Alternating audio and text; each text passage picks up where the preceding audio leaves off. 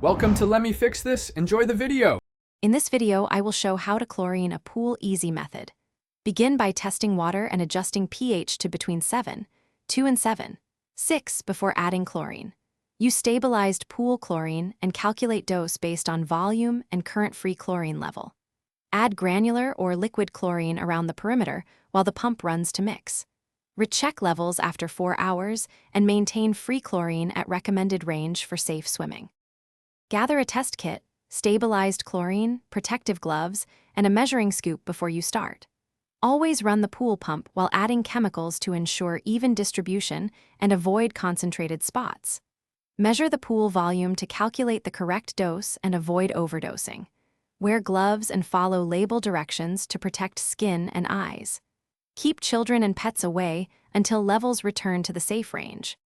Calculate the pool volume and determine how many ounces or grams of chlorine you need from the test results. Slowly broadcast granular or pour liquid chlorine around the pool's perimeter while the pump circulates to mix thoroughly. Avoid pouring large amounts in one spot and never mix different chlorine products together. Wait 4 hours, then retest free chlorine and pH and repeat small adjustments until levels are safe for swimming.